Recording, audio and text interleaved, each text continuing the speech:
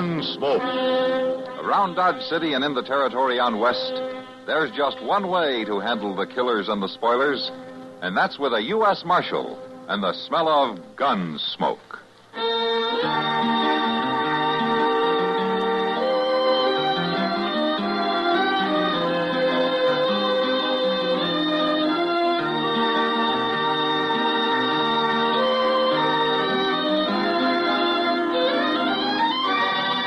Gunsmoke, starring William Conrad.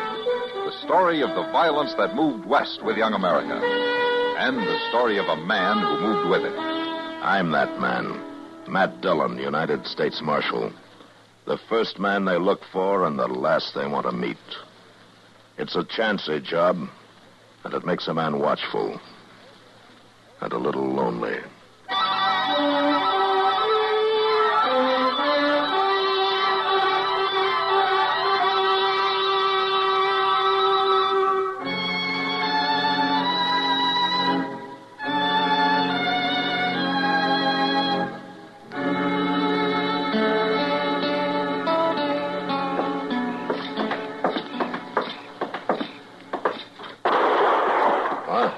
I think that come from down there someplace, Mr. Dillon. Well, let's take a look.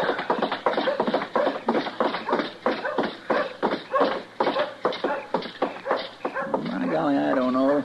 There sure ain't no sign of nobody. Now, that was in back of the Dodge house between it and the livery stable. Come on. Sounded like it. What in thunder they shooting at? I don't know. Well, it sure did sound like somebody yelled after that first shot.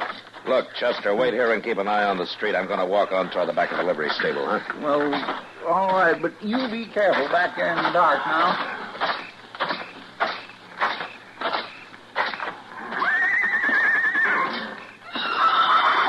Oh, no. No call to get spooked.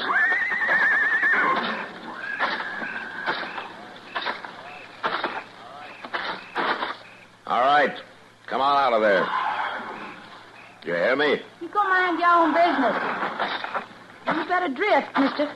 If you buy more trouble than you can handle. Let go of me. Give me that gun. You've got no right to... When you throw a rifle on somebody, young lady, it'd scare 'em more if you close the breech block.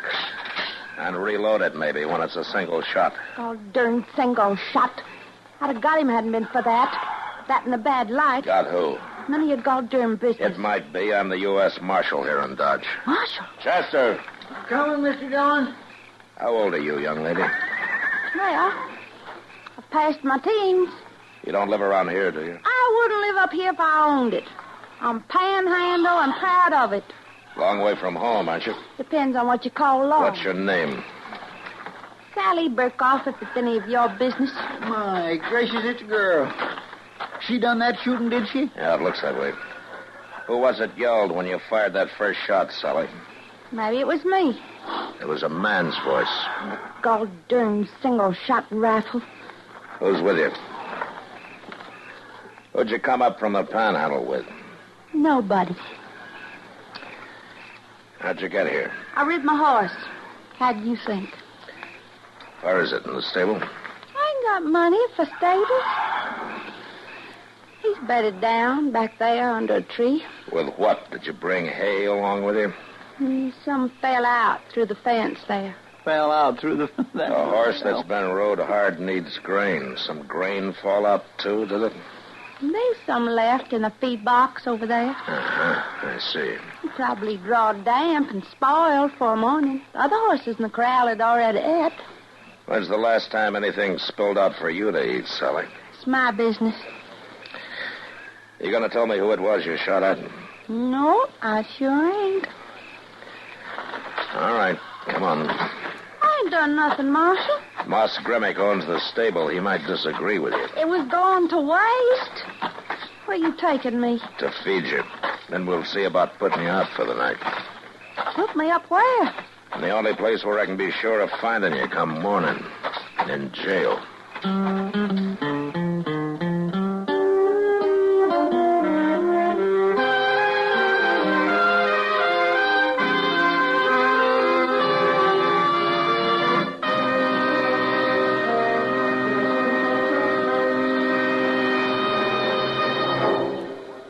In the early days of World War II, an organization was born. an organization which offered benefits to all members of the United States Armed Forces. It was formally opened in April 1942 at Madison, Wisconsin, and called the Army Institute. Its mission was to provide educational opportunities for millions of American youths entering the armed forces. The response from servicemen and women was immediate and enthusiastic. Later that year, the facilities were made available to the Navy, and in February 1943, the name was changed to United States Armed Forces Institute. This was the first USAFI. Today, there is a bigger, improved USAFI with 5 branches in various areas of the world. But the mission is still the same. The number one client is still the United States serviceman, receiving an opportunity to develop power through knowledge with USAFI.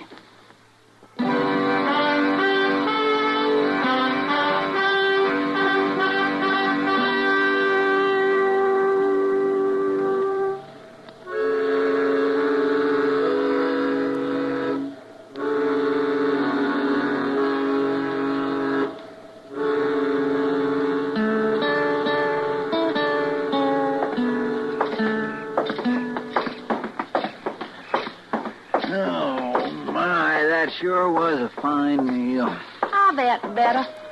Was that so? Well, just tell me where. At home, that's where.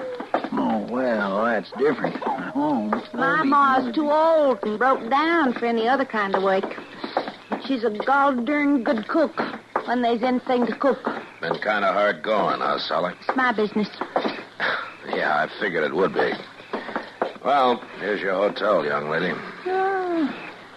Oh, it sure ain't much of a jail. You've been in better ones, have you? I ain't never been in none before. Marshal, I don't want to go to jail. Ah, come on. It's not as bad as it sounds. Just haven't got any other place to put you. Hello, Doctor. Marshal, I want to report a shoot. That's him. Give me that gun. Grab her, Chester. Back. You low down. You let go of that. Oh! You hurt me. Now, you sit down in that chair and you stay there. Here's your gun, Chester. Well, I'm sorry, Mr. Dillon. She grabbed it before I knew Dagger, what what's she's all up this to. about? She tried to kill me. Now, you saw her do it. And that's the third time tonight. I was waiting here to tell you. First time was about an hour ago near the Dodge House. Yeah, I know. Why is she trying to kill you? Just crazy, I guess. How would I know why? You know why, all right, you sneaking yellow dog. Sit down, Sally. He stole money from me and Ma. All we had, $600. That ain't so. Wait a minute, Dagger. What happened, Sally? He come up through the panhandle last fall fetching a trail herd from East Texas. Fine breeding stock, he said they was, and he sold me 100 head for $6 a head, $3 under the going price. There, you see, nobody stole nothing from her. Now, I remember that drive of yours last fall, Doctor. You started out with 2,500 head and didn't get here with more than about 400. I just had some bad luck, was all. Sure. Them cattle had the chokes, was all through the herd. Cowpox, huh? They was dying on him before he hit the panhandle. Only I didn't know it. And he seen a chance to unload 100 of them on me. They started dropping before he was gone 3 days. Last one died 2 weeks ago. And when the chokes gets in a herd, there ain't nothing you can do. That's one of the risks of the cattle business. You can't blame me for it. You know they had it when you sold them to me. I don't suppose you told her that, did you, Doctor? Of course not. When a man's out to make a deal, he don't have to tell what he ain't asked. Even when the buyer's a girl? That was a legal sale. Now, whose side are you on, Marshal? I come here for protection. You mean to have the girl locked up or run out of town, maybe? I sure do. All right, Doctor, you've made your complaint. Now get out. Well, now, wait a minute. I said get out. Marshal, I'm just going to hold you responsible for anything she does. You do that fine. Standing up for that little wildcat. Sally, if I was to let you go, what would you do? Have another try at shooting Clem Dyker. That's what I thought. I ain't likely to miss him 4 times in a row. All right, Chester, take her back and get her settled in one of those cells. Yes, sir. What are you aiming to do with me, Marshal? I don't know, Sally. I just don't know.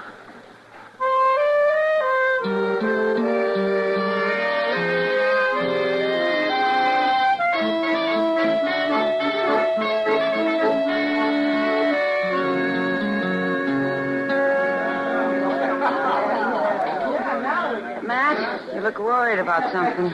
Oh? It's that young kid, Sally Burkhoff, right? Yeah. Kitty, I'll be darned if I know what to do about her. Well, Matt, as far as the letter of the law goes... Yeah, sure. Let her stand trial. She's guilty of stealing from the livery stable. She's guilty of attempted murder. She'll probably go to prison. Well, she's young. Court might consider that. No, she's had a raw deal, Kitty. You know, there are just three of them, her and her mother and an 8-year-old brother. They couldn't make a go of farming their place, so she thought she'd try running cattle on it. Losing that money wiped them out. Oh, that Clem Diker ought to be strung up. Yeah, but like he says, the deal was perfectly legal. Yeah. Oh, Matt. Say, you want to play some draw poker with me and Chester and Miles McTagg? Oh, not tonight, Doc. Why not tonight? I've been working all week on my bottom-of-the-deck deal and my up-the-sleeve holdout. I'm ready for you, Matt. Yeah, that's what I'm afraid of. Is he going to join us, Doc? Nah, he says not. I think he's just sitting here worrying about that little Sally Burkhoff. Well, I guess I don't blame him too much. Well, you might as well sit in, Matthew. I like to lose to everybody. It's that kind of a day. What do you mean? You remember them ore concentrates, iron pyrites, the stuff I took in on account when the Black Hawk mine closed down? Yeah, a couple of tons or so, wasn't it? 3 tons. And they allowed $150 for them. Figured they might run twice that in silver. Well, I got the assay report from Iola today. Oh, what are they worth? Less than $50. Wouldn't even pay to ship them to the smelter, so you better come get in on the game, Matthew. My day for losing. Yeah, wait a minute, Miles, here. Just a minute. I'm getting a lovely idea here. Yeah, it's lovely. Does anybody else know about that assay? Well, not yet, Doc. Why? How would you like to get your $150 back? I have a due and proper respect for money. Good. Are you willing to let any money over that go to a worthy cause? If I get my $150, I won't even ask whether it's worthy. What are you talking about, Doc? Now, who could I get to help? You know, a sort of kindly swindler who could fool somebody good. Now, look here, Doc. There's just one person. Me. Matt, it couldn't work without me. Well, I'm not sure what couldn't work, Doc, but from the look on your face, it's larceny. Come on, Miles. We've got work to do.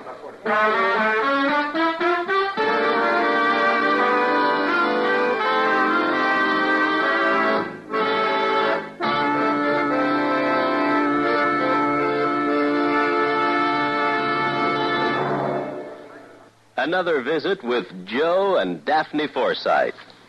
Hey, honey, I'm home. Daphne. Drop dead. Uh-oh, what's the matter, honey? Don't you speak to me, you Don Juan. Don Juan?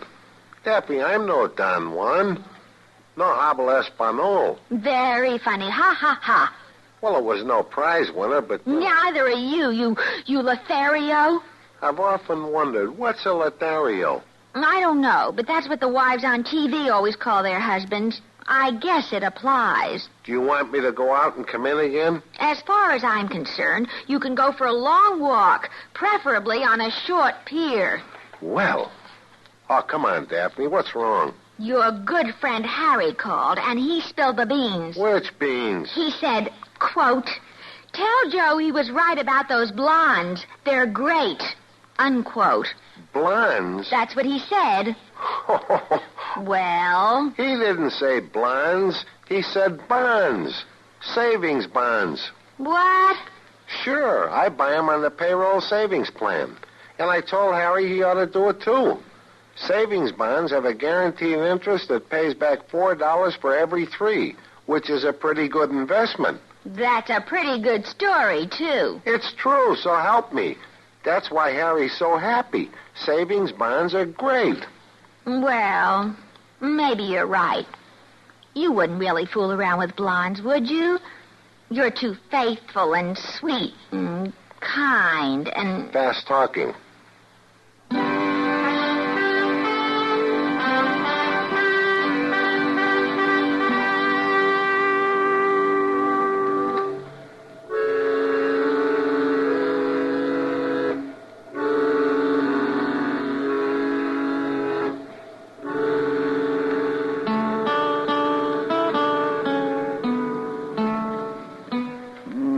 Doc's had plenty of time all the way around, Mr. Dillon. I just don't reckon Doc's little Dido is going to work. Well, there's nothing certain in this world, Chester. Doggone it. I sure wished it had, though. Do my heart good to see that low-down dyker get his. Are you gentlemen alone? Well, come on in, Miles. Come on in. Well, I'd never have believed it. I figured Doc and me ought to team up and do this every week or so. Yeah, well, you do, and I'll jail both of you. How much? Oh, you wouldn't loosen up, would you, Matthew? Maybe let me take out just a little profit. You get $150. Now, let's have the rest of it. Yeah. Well, there you are. $820. $820. And I think he'd even have gone another $100 if I'd held out. Oh, this is enough. And it gives her a couple of $100 extra to pay for her trouble. Oh, he was hopping from one foot to the other. I never saw a man in my life with so much larceny in his soul. Chester, go get Sally, will you? Yes, sir. He had 3 men in a wagon waiting outside. They started loading up the concentrates to haul away the minute he'd paid me.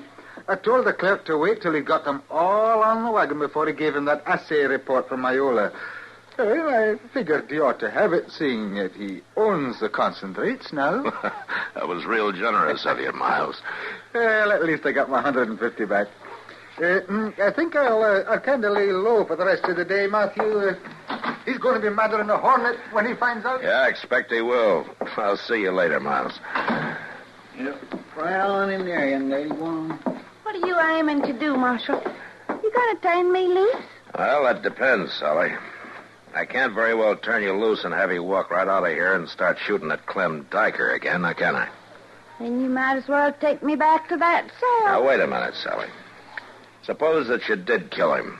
It wouldn't get your money back, would it? No, but it'd sure give me a deal of pleasure. Now, suppose you had your $600 back with a couple of hundred to boot. Oh, if there's a chance of that ever happening. Yeah, but suppose it did. Would you be willing to get on that horse of yours and hightail it back to the Panhandle?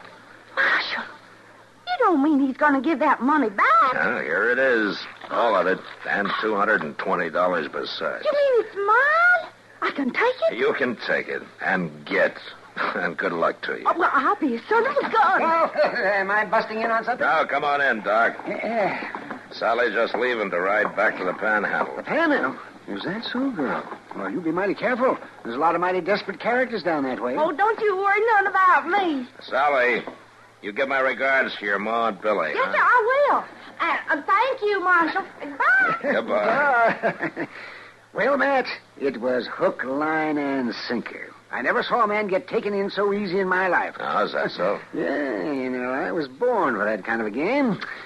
I may give up my practice and just start scheming my way through life. That's a good idea, Doc. I hear that they need a doctor at state prison. Marshal, I've been robbed by a pair of swindlers. Oh? How did it happen, Diker? You ask him how it happened. He's one of them. Him and that storekeeper, Miles McTagg. $970. Why, Diker. Now, all I did was come and ask you to loan me $1,000. Now, you talked like you'd found a good thing. Something you could buy cheap because the owner didn't know what it was worth. And then you let that phony assay report fall out of your pocket when you left. Oh, why? Oh, now, that was just scribbling. It wasn't a real report. I know that now. $900 a ton, it said. Why, them concentrates ain't worth $50. I just saw the real report after I'd bought the whole 3 tons. Well, my. Well, you certainly did jump to a hasty conclusion, didn't you? Marshal, Miles knew they was worthless when he sold them to me. Now, I want him arrested. Did you ask him if he'd had them assayed, Diker? Well, of course not. If I had, he'd have known. Well, he'd have known... That you were trying to swindle him. And Doc, too, huh? I'm sorry, Diker. I don't see that you've got much of a case. But he knew that I thought it... Well, I should have known I'd get no satisfaction here. Well, it depends on whose ox is being gored, doesn't it? I'm going over and talk to Judge Bent. Yeah, you do that. Oh, and by the way, Diker, you can stop worrying about the girl. I, just ran her out of town. I don't care if you...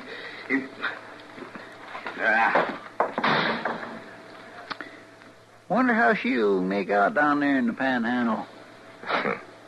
Don't you worry, Chester. That kid'll make out wherever she is.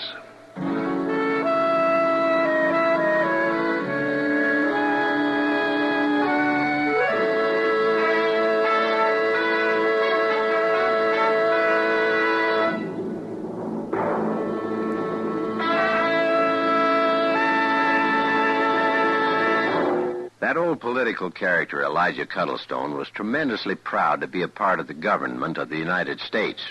And that pride shows through in this excerpt of one of his speeches. And it is my sincere belief, I believe that the United States of America is without doubt, indisputably, the most successful experiment in democracy, that is, in democratic rule, that the world has ever known. Well, democracy, of course, means rule of the people. It's from the Greek demos, people, and kratos, meaning rule, strength, or power. Most forms of government owe their names to the Greek. For instance, anarchy is from the Greek word anarchia, composed of an, meaning no, and archos, ruler. An anarchist wants no king, emperor, or president above him. An oligarchy is a form of government where a restricted few have supreme power. Oligarchy comes from the Greek oligos, meaning few, and archo, which means rule by a few. The Greek word hieros meant holy, and the word hierarchy once meant a government by officers of the church. Hierarchy now represents a system of graded authority, and the strange word ochlocracy means mob rule. In Greek, oklos means crowd or mob. Words like these literally make politics Greek to most of us.